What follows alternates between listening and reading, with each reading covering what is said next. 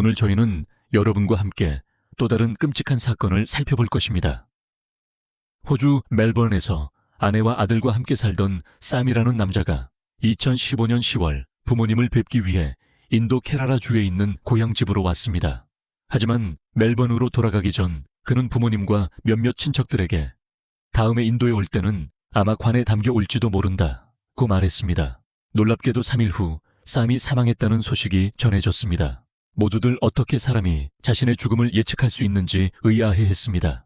하지만 진짜 이야기가 밝혀졌을 때 서로 다른 나라의 두 큰 도시는 충격에 휩싸였습니다. 그렇다면 이 사건의 전말은 무엇이었을까요? 자세히 파헤쳐 보겠습니다. 2015년 3, 4세의 샘 아브라함이라는 남자가 호주 멜번의 에핑이라는 곳에서 아내 소피아와 7살 아들과 함께 살고 있었습니다. 그들은 이전에 서아시아 국가인 오만에 살았지만 호주에서 가장 살기 좋은 도시로 여겨지는 멜번으로 이사했습니다. 샘과 소피아 둘 다 일을 하고 있었고 세 식구는 호주에서 행복하게 살고 있었습니다. 매년 샘은 가족과 함께 인도의 고향집을 방문하곤 했습니다. 2015년 10월 샘과 소피아는 며칠 휴가를 내고 인도로 왔습니다. 어느 날 샘은 아버지에게 제가 오래 살지 못할 것 같아요. 곧 죽을지도 몰라요. 라고 말했습니다. 이 말을 들은 샘의 아버지는 화를 내며 너는 아직 젊은데 왜 그런 이상한 말을 하니? 라고 말했습니다. 그럼에도 불구하고 어느 날 샘은 몇몇 친척들에게 다음에 인도에 올 때는 아마 관에 담겨 올지도 모른다고 말했습니다. 이 말 또한 그들에게 이상하게 들렸지만 모두들 농담으로 치부했습니다. 인도 방문을 위해 며칠 휴가를 냈던 샘과 그의 아내는 2015년 10월 11일에 호주로 돌아가는 비행기 표가 있었습니다. 이후 샘은 아내와 아들과 함께 호주로 돌아갔습니다. 하지만 불과 이틀 후인 2015년 10월 15일 아침 샘의 아버지 에임라함은 전화를 받습니다. 전화기 너머에는 그의 며느리 소피아가 있었고 그녀는 에이브라함 가족 전체를 충격에 빠뜨린 비극적인 소식을 전했습니다.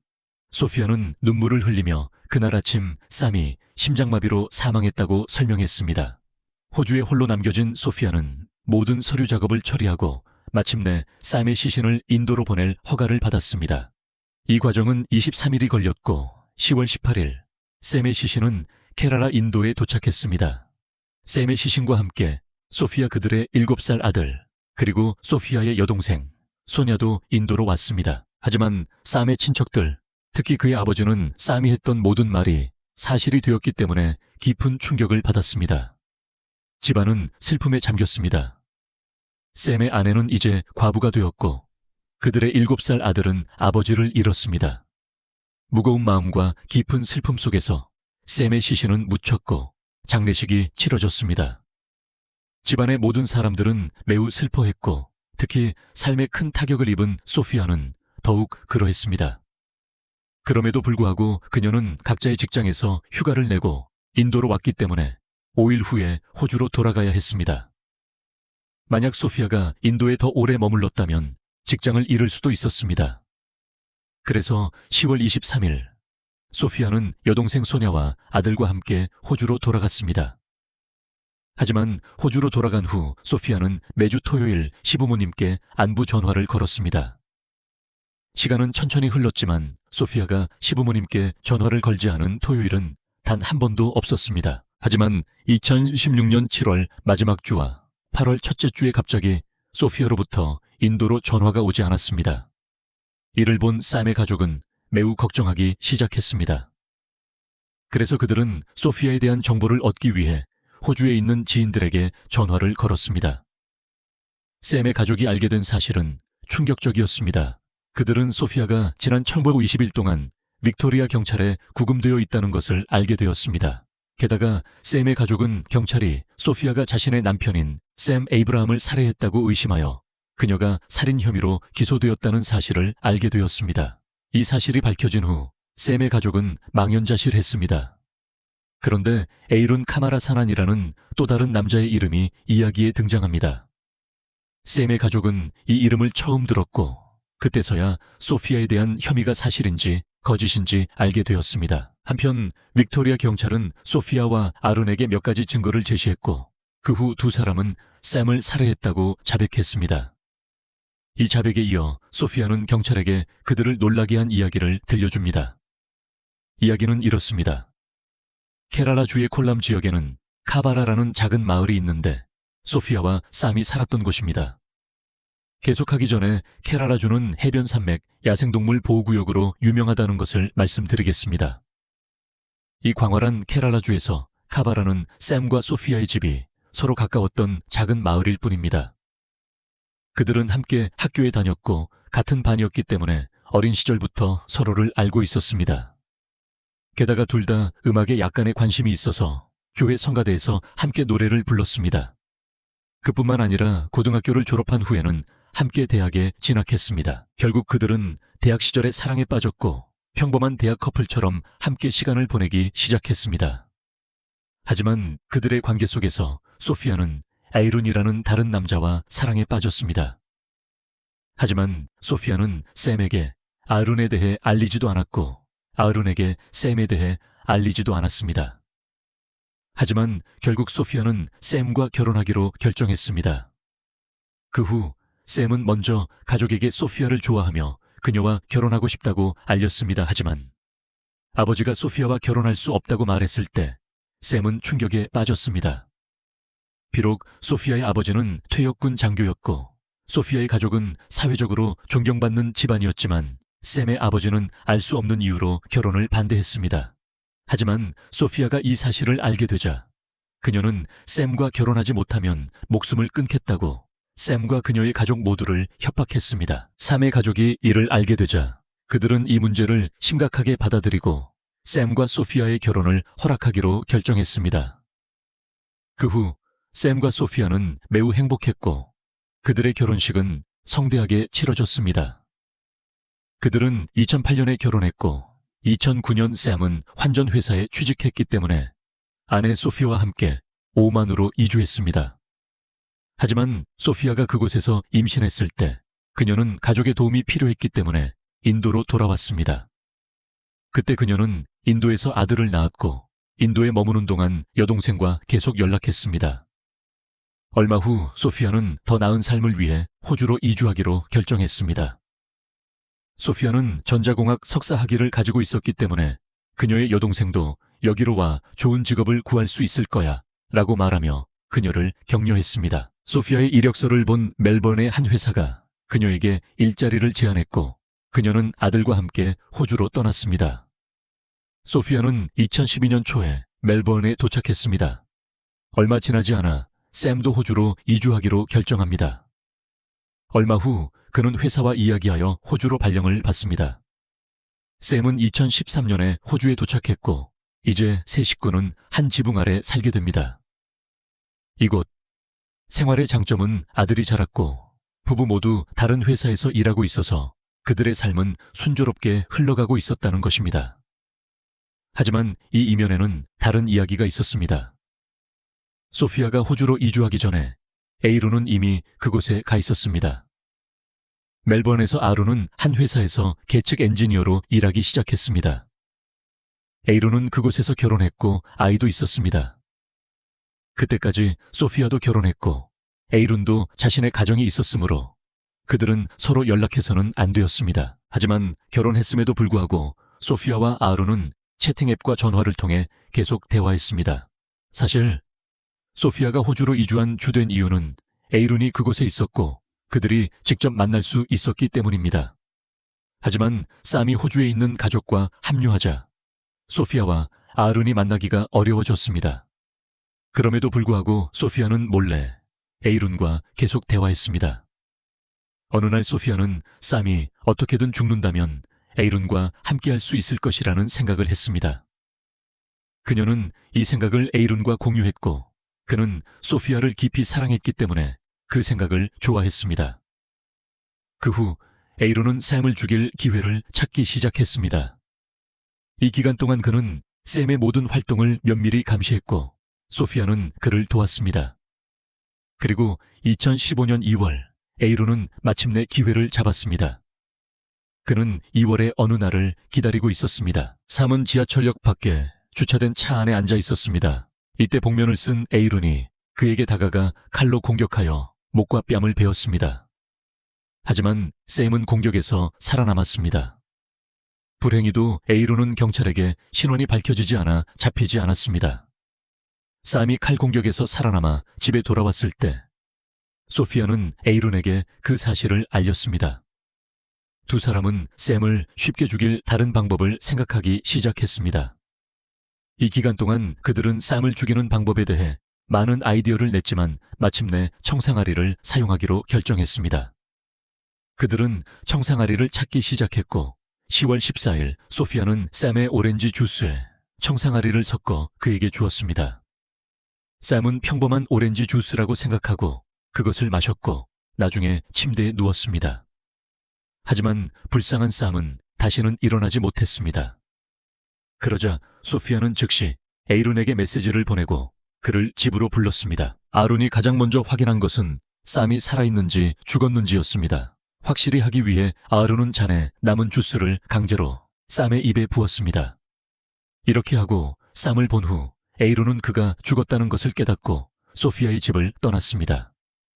그 후 소피아는 남편의 시신이 누워있는 같은 침대에서 아들과 함께 밤새 잠을 잤습니다. 아침이 되자마자 그녀는 큰 소리로 울기 시작했고 소피아의 울음소리를 듣고 이웃 몇몇이 그녀의 집으로 왔습니다. 샘은 병원으로 옮겨졌지만 도착하자마자 의사는 그의 사망을 선고했습니다. 이 소식을 듣고 소피아는 많이 울기 시작했지만 그것은 모두 연기였습니다. 이때 소피아는 샘의 아버지에게 전화해서 쌈이 심장마비로 사망했다고 말했습니다. 누군가 소피아에게 쌈의 사망 원인을 물을 때마다 그녀는 저녁 식사 후 우리 모두 잠자리에 들었어요. 그런데 아침에 쌈을 깨우려고 하니 일어나지 않았어요. 아마도 조용한 발작, 사일런트 어택이었나 봐요. 라고 말했습니다. 이후 아무도 의심하지 않았고 소피아는 재빨리 샘의 시신을 인도로 옮길 준비를 시작했습니다. 그녀는 아마도 이곳에서 부검이 실시되면 사망 원인이 명확하게 밝혀질 것이라는 것을 알고 있었을 것입니다. 따라서 의사들은 소피아의 이야기를 믿고 사망 원인을 심장마비로 보고서에 기록했고 3일 안에 쌈의 시신은 인도에 도착했습니다. 이제 인도에서는 쌈의 장례식에서 소피아가 많이 울었기 때문에 쌈의 가족 중 누구도 그녀를 의심하지 않았습니다. 이로 인해 모든 사람들은 그녀가 쌈의 죽음을 매우 슬퍼한다고 생각했습니다. 하지만 그렇다면 어떻게 소피아와 아론이 잡히게 되었을까요? 이에 대한 모든 공로는 빅토리아 경찰에게 돌아갑니다. 만약 그들이 정직하게 임무를 수행하지 않았다면 소피아와 아론은 잡히지 않았을지도 모릅니다. 사실 쌈이 사망했을 때 일부 경찰관들은 그의 죽음이 자연사가 아니라고 의심했습니다. 한 경찰팀은 일부 상급 경찰관들로부터 소피아를 감시할 허가를 받았습니다. 10월 경찰팀은 소피아가 쌈의 은행 계좌에서 자신의 계좌로 모든 돈을 이체했다는 사실을 발견했습니다. 하지만 경찰은 소피아가 샘의 아내였고 남편 사망 후 그럴 수 있다고 생각했기 때문에 이에 크게 주목하지 않았습니다. 하지만 소피아가 쌈의 차를 에이론의 이름으로 등록했을 때 경찰은 그녀를 좀 더 의심하기 시작했습니다. 이제 형사들은 에이론에 대한 정보를 가지고 있었기 때문에 그들 또한 그를 감시하기 시작했습니다. 한편 샘 사망 후 경찰은 어떤 종류의 신문을 위해서도 소피아에게 접근하지 않았습니다. 결과적으로 소피아는 아무도 모르게 남편 살해를 모면했다고 느끼기 시작했습니다. 그러는 동안 한 잠복 요원이 에이론과 친구가 되었고 곧 그의 친한 친구가 되었습니다. 하지만 에이론은 이 사람이 실제로는 경찰 형사라는 것을 전혀 의심하지 않았습니다. 이 기간 동안 경찰은 에이론과 소피아의 휴대전화를 모두 도청하기 시작했습니다. 그들의 노고는 어느 날 결실을 맺었습니다. 경찰이 소피아와 에이론 사이에 통화 녹음을 들었을 때 그들은 통화에서 시간이 이렇게 많이 흘렀는데 아직 아무도 우리를 잡지 못했어. 아마 곧 우리는 마침내 함께할 수 있을 거야. 라고 말하고 있었습니다. 이것은 경찰에게 샘 살해 동기 뒤에 삼각관계가 있다는 것을 명확히 해주었습니다. 며칠 후 형사는 에이론으로부터 결정적인 증거를 얻었습니다. 술을 마신 후 에이론은 형사에게 자백했습니다. 예전에 오렌지 주스에 독을 섞어 사람을 죽인 적이 있는데 경찰은 나를 잡지 못했어. 비록 에이론이 술에 취해 모든 진실을 밝혔지만 그의 자백은 녹음되었습니다. 그때 형사는 자신의 휴대전화 통화 녹음 기능도 켜놓았습니다.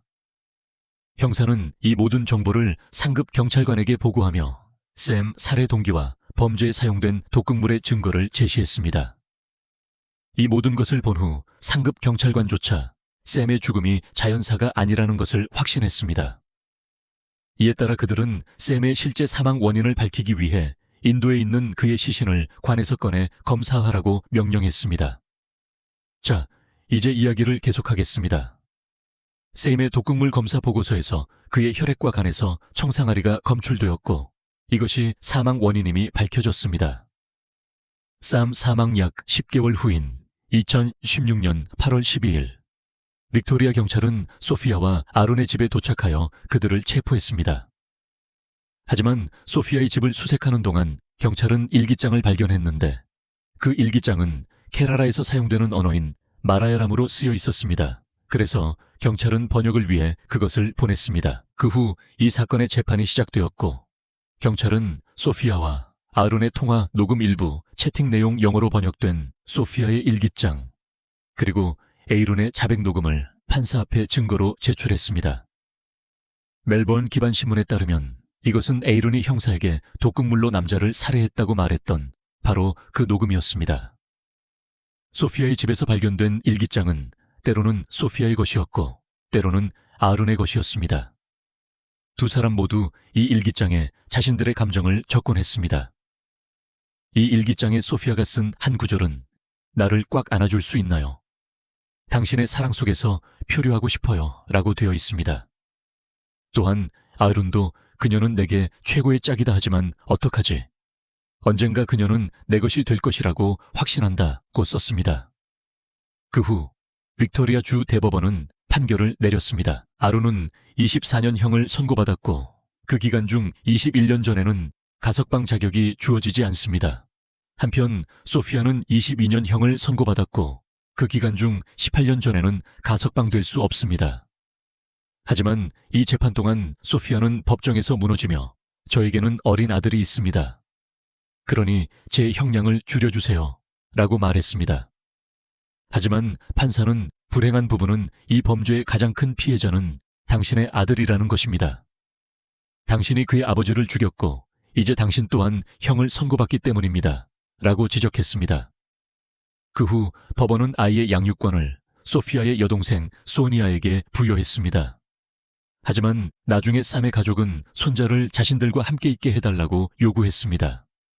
그리고 현재 쌈의 아들은 조부모와 함께 살고 있습니다.